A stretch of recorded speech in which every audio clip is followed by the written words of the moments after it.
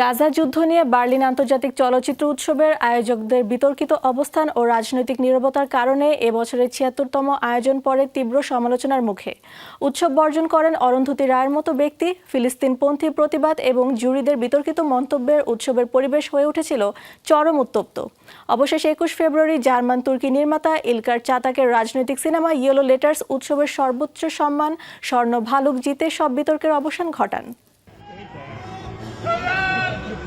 রাজনৈতিক বিতর্ক আর শিল্পের মেলবন্ধনে পর্দা নামল বার্লিন আন্তর্জাতিক চলচ্চিত্র উৎসবের সর্বোচ্চ সম্মান স্বর্ণ ভালুক বা গোল্ডেন বিয়ার জিতে নিয়েছে জার্মান তুর্কি নির্মাতা ইলকার চাতাকের রাজনৈতিক সিনেমা ইয়েলো লেটার্স। জুরি বোর্ডের সভাপতি বিশ্বখ্যাত নির্মাতা ভিম ভেন্ডার্স বিজয়ীর হাতে এই পুরস্কার তুলে দেন। সমসাময়িক তুরস্কে রাজনৈতিক নিপীড়নের মুখে এক নাট্যকার দম্পতির অস্তিত্ব রক্ষার লড়াই নিয়ে নির্মিত এই সিনেমাটি তার নির্মাণ কৌশলের জন্য বিশেষভাবে প্রশংসিত হয়েছে। বিশেষ করে জার্মানিতে শুটিং করেও টাইটেল কার্ডে তুরস্কের শহর ব্যবহারের অভিনব ফর্মুলা সিনেমাটিকে ভিন্ন মাত্রা দিয়েছে। নির্মাতা ইলকার চাতাকের জন্য এটি এক বিশাল প্রাপ্তি, কারণ ২২ বছর পর কোনো জার্মান তুর্কি নির্মাতা বার্লিনের এই শীর্ষ সম্মান ঘরে তুললেন। হ্যাঁ, আমার মনে হয় সিনেমার রাজনৈতিক হতে পারে। প্রত্যেক শিল্পীর নিজেরাই এই সিদ্ধান্ত নেওয়া উচিত। আমরা একটি রাজনৈতিক সিনেমা তৈরি করার সিদ্ধান্ত নিয়েছিলাম এবং আমাদের এই সিদ্ধান্ত ছিল রাজনৈতিক। সিনেমার বিষয়টা আমাদের পছন্দের, কিন্তু এটি আমি কখনোই আমার কোনো সহকর্মী বা অন্য কারো কাছে চাপিয়ে দিতে চাই না। সবার মত প্রকাশের অধিকার থাকা উচিত, হোক সেটা আমাদের মতের বিপক্ষে, আর তবেই সবাই সিনেমার উপর বিশ্বাস রাখবে।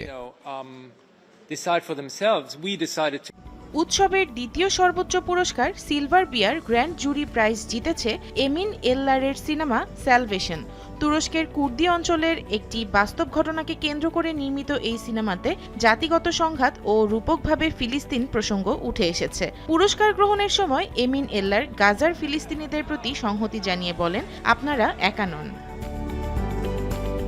উৎসবে তৃতীয় সর্বোচ্চ জুরি পুরস্কার পেয়েছে মার্কিন নির্মাতা ল্যান্স হ্যামারের পারিবারিক নাটক কুইন অ্যাট সি। এই উৎসব, জুরি এবং আমার সহযোগীদের প্রতি আমি কৃতজ্ঞতা ও ধন্যবাদ জানাই, বিশেষ করে অভিনেতাদের প্রতি, যারা সত্যিই এই সিনেমার জন্য নিজেদের উজাড় করে দিয়েছেন।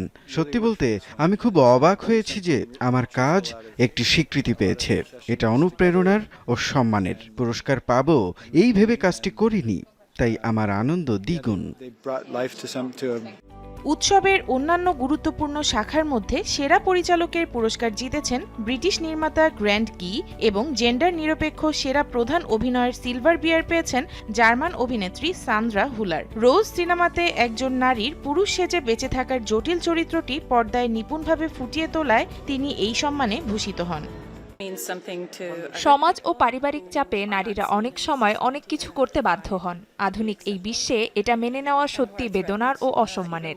আমি সেই সব নারীদের প্রতিনিধিত্ব করছি সিনেমায়, জানি না পেরেছি কিনা। এবারের উৎসবটি শুধু সিনেমাতেই সীমাবদ্ধ ছিল না।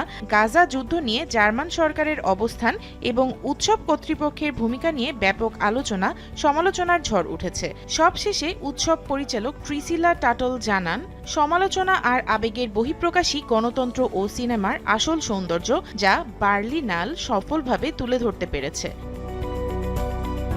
মারজুকা মাহি, শোবিজ টুনাইট।